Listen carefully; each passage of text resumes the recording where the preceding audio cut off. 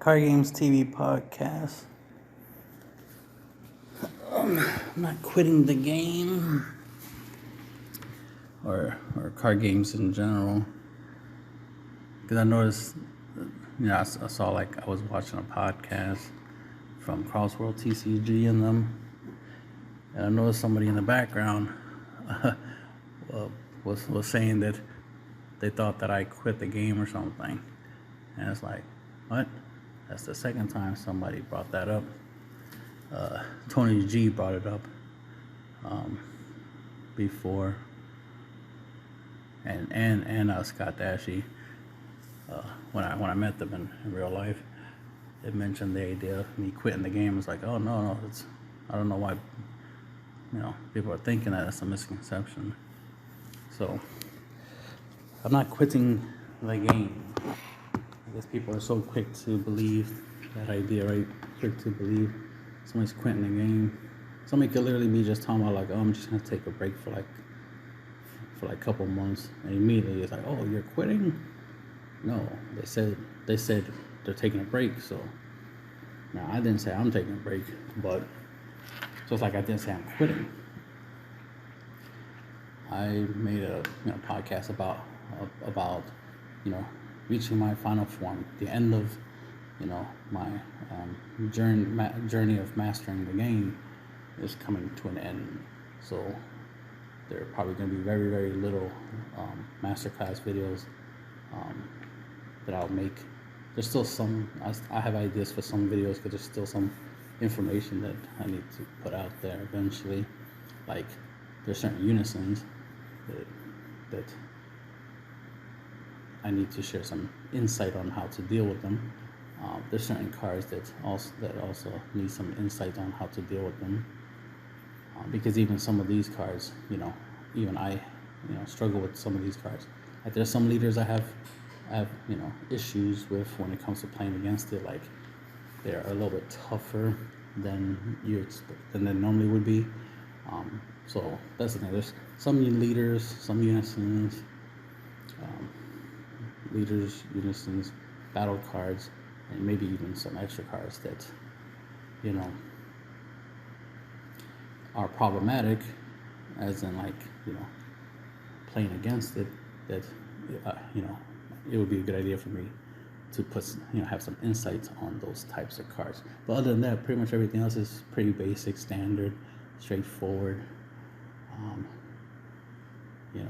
The game isn't rocket science, but you still need to have some level of intelligence to solve some of these issues, right? Solve the last 2 damage problem, or milling your opponent out, or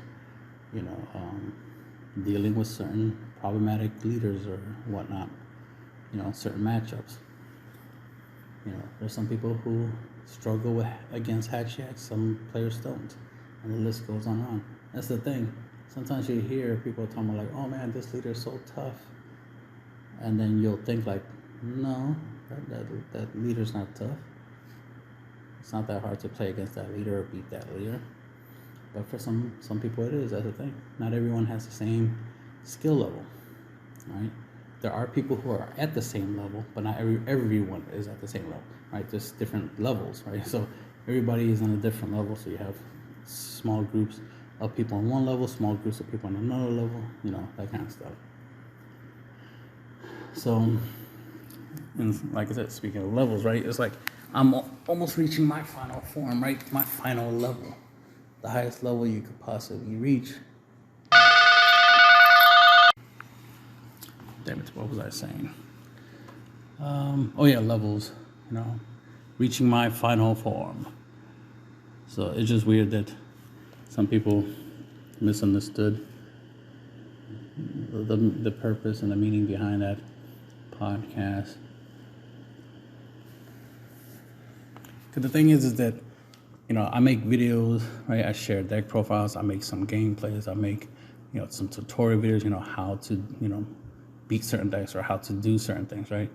My little masterclass series, because I'm sharing information, right? I'm sharing knowledge based off of, what I can do and what I learn. So I'm sharing knowledge and experience. So the better I get at something, you know, I'll get better at something. Like, let's say I get better at beating unisons, then I'll share that information, right? If I'm better at beating out, like the ability to, I don't know, I would like to be able to beat somebody who has a 30 card hand size, right? Be able to bypass through that whole entire hand. But technically, I do have ways to deal with that. But, even, just making win con videos like, hey, look, here's a mill-based win con. Here's a burn-based win con, and so forth and so forth, right? Even just, coming up with a strategy to ramp up into a certain card or cards, and then, it's nice to see people actually using, my ideas, even if most people don't, flat out give me credit for it. The fact that they're using my ideas, good enough for me. I would like the recognition, but anyway. So the point is that, I'm sharing, I'm sharing what I know, right? I'm sharing my knowledge, what I'm doing, what I'm learning. So, I mentioned before that I'm not a content creator, right? Like, I'm vlogging, right? I'm just, recording information based off of what I'm doing. So if I'm playing certain strategies or certain decks, or I'm experimenting with something, like a concept, like draw apes or something, like a deck where, I'm drawing a whole bunch of cards, and then the idea is to play a whole bunch of apes, great apes and stuff, then so be it, that's a strategy. Or I'm doing some type of like skillless 30k OTK type strategy. Okay, then that's the kind of stuff that I'm doing. I'm experimenting, trying different things that are fun, and it's just the idea that, hey, look, it works. Something that some people might not consider trying. I tried it and it works. Right? I made it work. Like, for example, seeing a whole bunch of people use Super Saiyan Blue Gogeta Frenzied Burst. I think it's Frenzied Burst, right? Ramp up to 15 energy, play that bad boy for 10, and then burn your opponent for four essentially. Just seeing other people do it is awesome, right? Like, yeah. I remember putting in the effort to figure out how to make that, strategy work. So it's nice to see other people, use that strategy. That's why it'd be weird for people to act like I didn't come up with that strategy. Because I know I definitely went through a lot of trouble to come up with that line of play. And then I shared it, obviously, so it'd be weird for anybody to say they never saw my videos, considering the fact that my videos have a lot of views.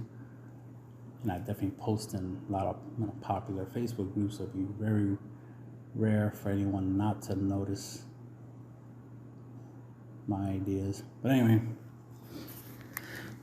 thing is that, after a while, I'm gonna run out of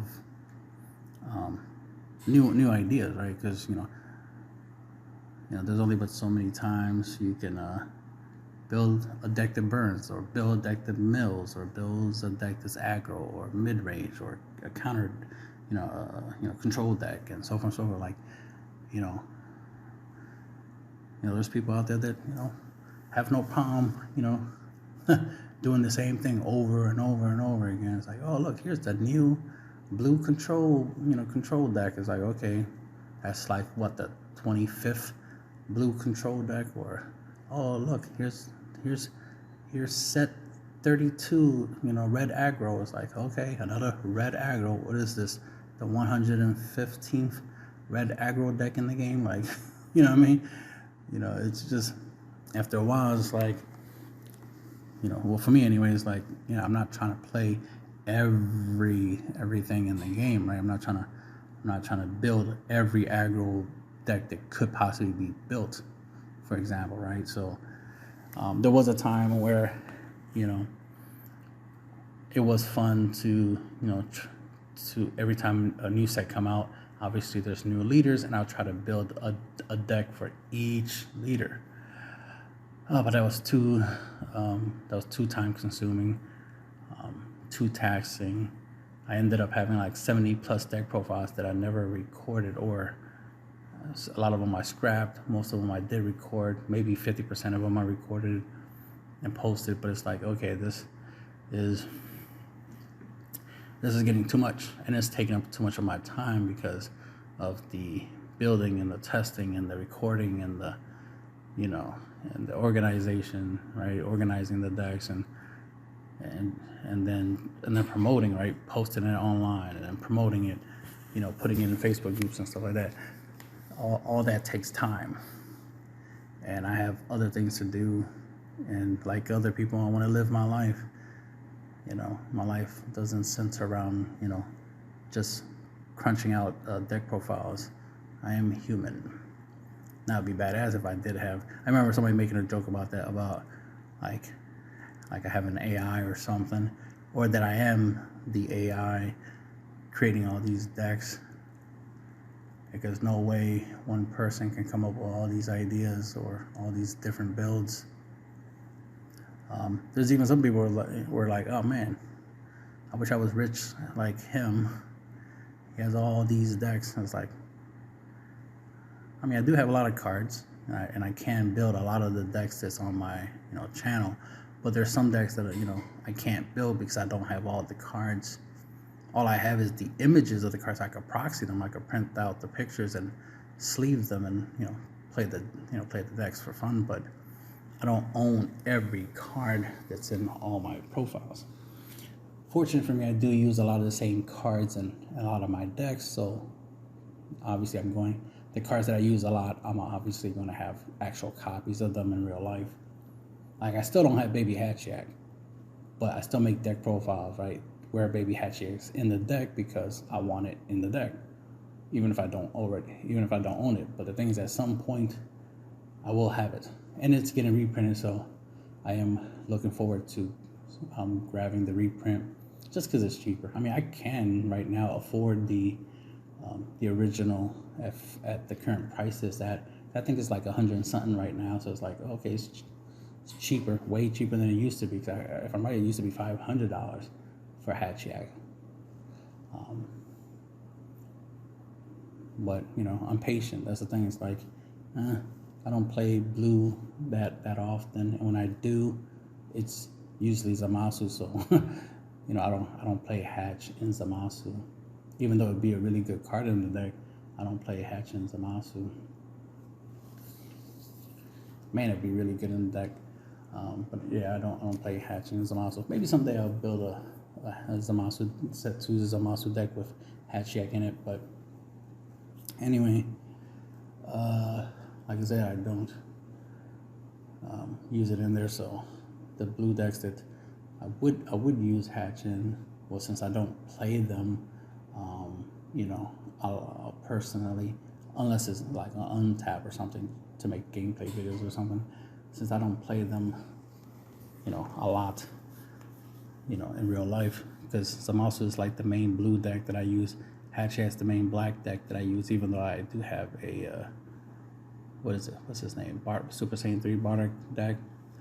And then I have the Cell deck that I put together. I still have the Cooler deck. Yeah, I think I still have the Cooler deck still put together. So that's yellow. Oh, I have the Sin Shenron yellow deck. I mentioned Hatch, right? I have Hatchiak. Oh, Bulma, right? Bulma. And then I got Gohan deck. I'm trying to remember. I think I took that apart. I think I took it apart and took cards out of there and put it into the Bulma deck. So currently I don't have, definitely don't. I don't have the Gohan deck put together. Took that apart in order to build the current Bulma deck that I have. Let's see.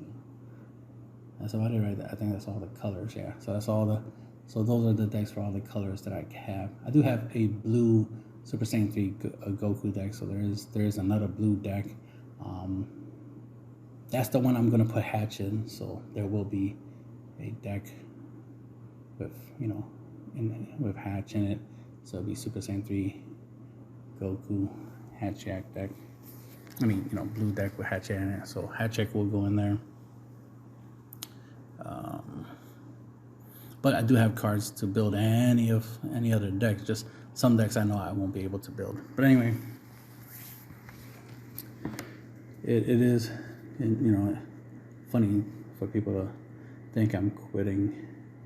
It's like, no, I'm not quitting. I'm just giving a heads up that at some point I'm not going to be, making a whole bunch of deck profiles, right?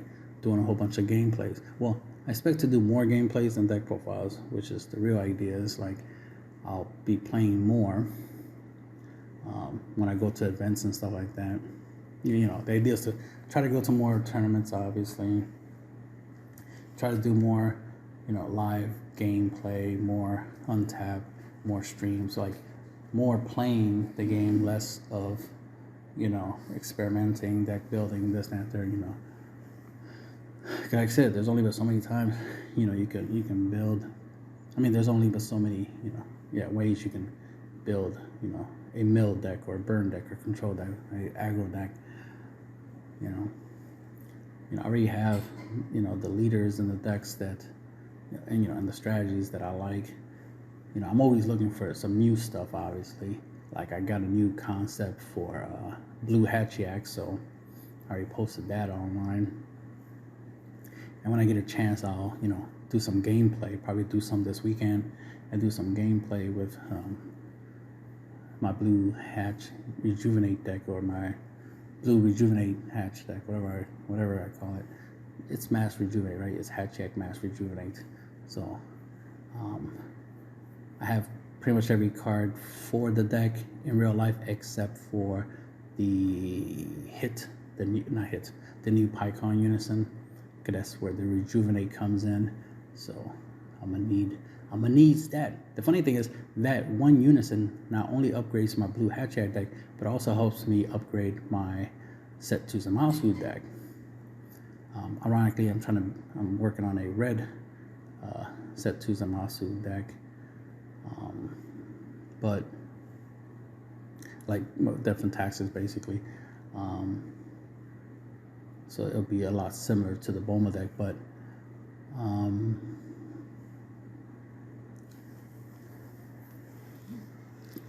but I do have a concept for a blue version of the deck using the Blue Unison. So it'll be a Rejuvenate deck. The idea is to like rejuvenate more than once.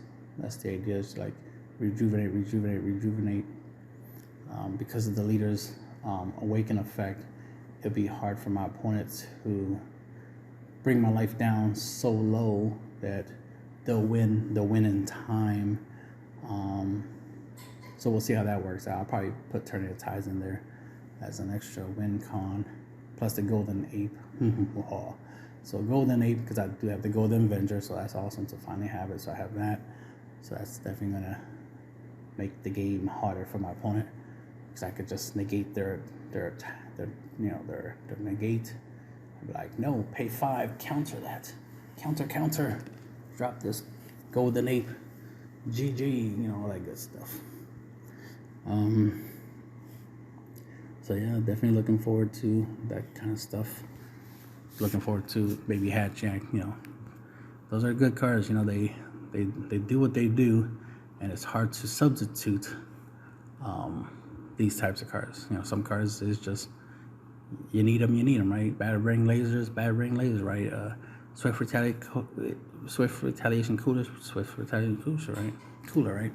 Turning the Tides is turning the tides, right? Like some cards is just, just so good that it's hard to deny their inherent usefulness as a single powerhouse card, right? A power card, right? A broken card, an OP card. So there's some cards in the game, obviously, that are OP. And I happen to own most of them, which is awesome, right? But I can do the most and make the most with with the least, right? I could make things good. I can make things work. And that was the whole idea. Is that a lot of my time and effort is spent on figuring out how to make things work, figuring out how to. That's the thing. I spend most of my time trying to figure out how to win the game, not necessarily how to beat certain decks or matchups and whatnot. No, just how to win the game. And then, of course, I share that knowledge, that experience. You know, I'm like, here's a way you can ramp up to 15 energy, and then deal your opponent 4 damage, which that's probably all they have left. So you'll win. But the funny thing is, whenever I'm trying to show, do some gameplay on how to do that strategy, how to do the strategy, right, the combo.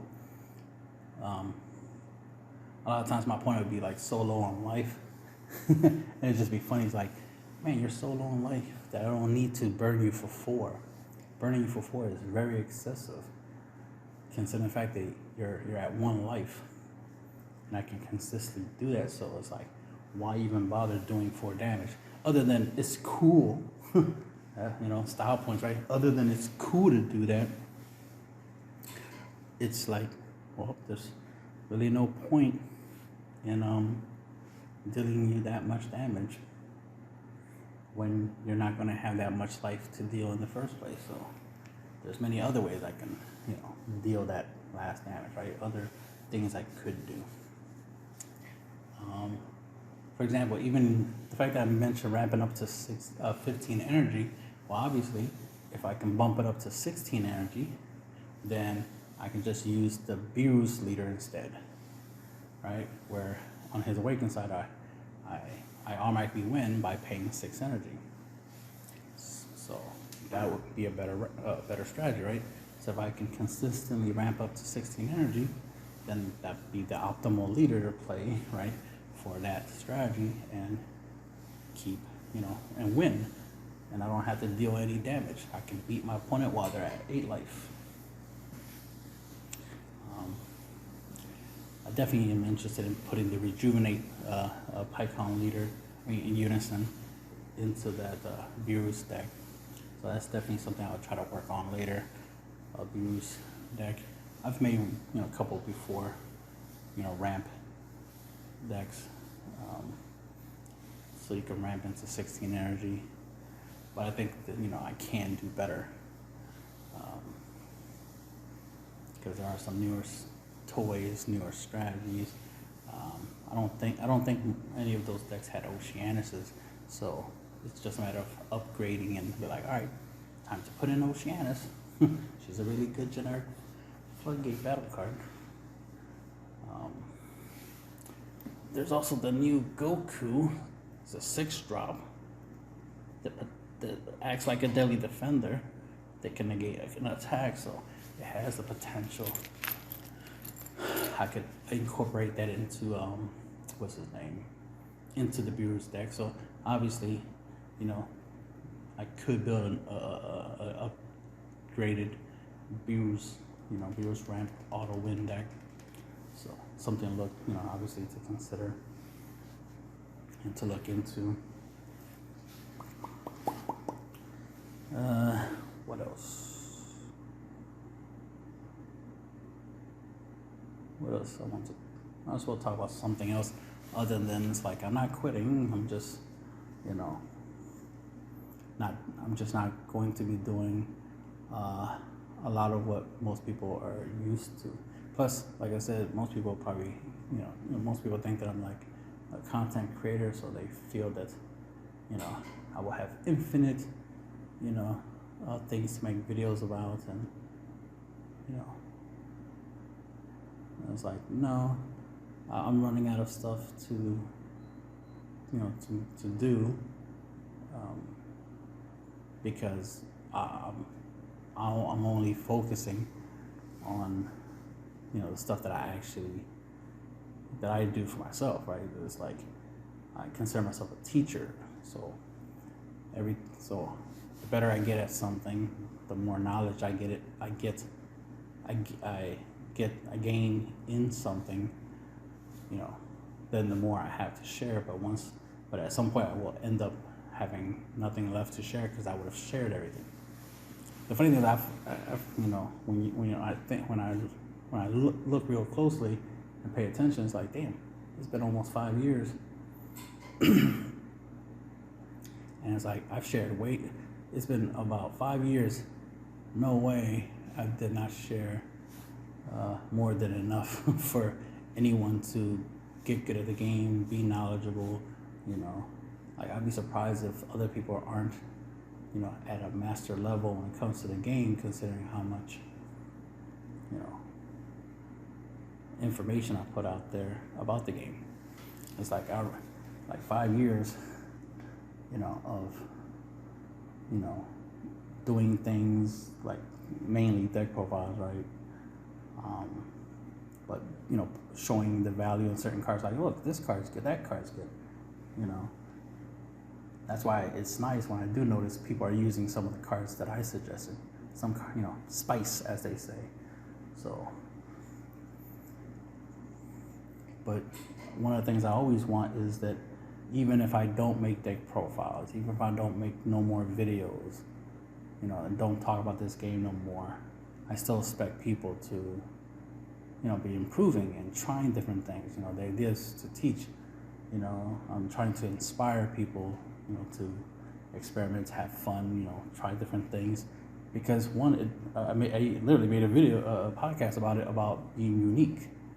Or was it a video? Masterclass video, probably. I don't know. See, I do so much that, you know, everything's all mixed up. It's like, I already talked about the idea of being unique. You don't want to be predictable. That gives you a winning advantage if your opponent doesn't know how your deck works. Right? It makes it hard for them to side deck against you if they don't know how your deck works. Right? You want that. You always want the element of surprise, because that's an advantage. That's just as powerful as having a really good card in your deck, is the element of surprise. Knowing your opponent not knowing how your deck works, but you definitely knowing how your opponent's deck works. That right there gives you a huge advantage.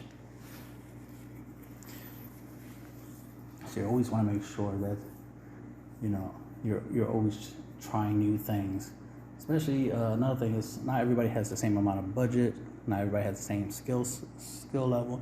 Not everyone does the same thing. You know, some people just play at their locals. Some people do go play, you know, at Nats regional and stuff like that, do play competitive. Most people play casually. So it's just, you know, everybody's different in how they do things. What everybody has in common is the same, is that everybody wants to win and they want to have fun. So there's that, right? So I do my best to try to share as much about winning as possible, so that way, regardless if you're casual or competitive, you get the thing you want the most anyway, which is the knowledge and experience to win games, because that's, you know, the ultimate goal of a card game player, right, is to win. So, you know, I'm trying to get to my final form, which is being able to deal 8 damage, essentially win, right? Without even trying. I always say the first 4 damage is the easiest. Next 2 requires a little bit of effort. And the last 2 tend to be the hardest. So, you know, with that, you know, I've proven time and time again that doing 6 to 7 damage is not too difficult. It's pretty simple, straightforward. No matter what deck I'm playing, I do 6 to 7 damage. It's just dealing the last damage is, you know, the hardest, mainly because your opponent doesn't want to lose. And there are a lot of good cards in this game that makes it hard for your opponent to lose. Just like, you know, my observation of your opponent, you know, hand size. How hand size makes a huge difference when it comes to defense. And then the fact that after turn 2, it gets harder to do damage because, you know, your opponent has more energy for defense. And then there's, you know, untapping 2 energy, drawing 2 cards, awakening. So if your opponent awakens their leader, untapping 2 energy, or drawing 2 cards, or drawing 1 card and untapping 1 energy, that can make a huge difference defensively and strategy-wise, offensive and defensive, depending on how your opponent uses it. So those factors, those little details that some people probably not even paying attention to, are the big defining factors that do make it hard to win out the game. But once you're aware of those things, aware that those are factors, those are things that does drastically reduce your chances of winning, by you understanding that those are things you have to consider and finding ways to overcome them is what will lead you to victory. I've proven that, for example, that my concept of dealing damage, the concept of using a card like Broly's Counter Reversal, or Lord Slug Giant Force, or Goku, an eye for an eye. These cards have the effect that when your opponent plays a counter skill, they take a damage. Stuff like that. So, that's the kind of stuff that I try to do and try to figure out, right, and experiment with. And it's like, oh, here, I proved the point. I proved how useful this effect is. Because if you use this card right, depending on how you use it, because it's one thing to play a card, but you got to know how to play the card, right? There's a difference. Because anybody could just tap energy and play a battle card, and that's it, right? That's basic. There's no skill involved in that. But understanding how you can use a card in certain situations to get a certain outcome. Like, for example, me playing Goku with Eye for an Eye is to make it hard for my opponent to play counterattacks, right? Negates, right? Counterattacks, counter plays, counters, right? But mainly counterattacks. That way I can attack and not worry about a negate, especially a floodgate negate, because I hate when I get distracted. Lost track of what I was saying. What was it? The counter. If to make it hard for my opponent to play a negate, so that way it increases my chances of my attacks going through. Because it's the double-edged sword strategy where they're damned if they do, damned if they don't, right? So they'll hurt themselves if they play a negate, but they will hurt themselves if they don't. So that's the kind of situation you want to put your opponent in. I always, say that you want to make the game harder for your opponent, but easy for you. All right? I mean, that's with anything in life. You always, especially if you're fighting somebody, you want to make it hard for them to kick your ass, right? but hopefully you're able to make the game easy for you to beat them, right? Easy for you to win the fight. You don't want to lose, right? So always make the game harder for your opponent, but easy for yourself. And that'll be the end of the podcast.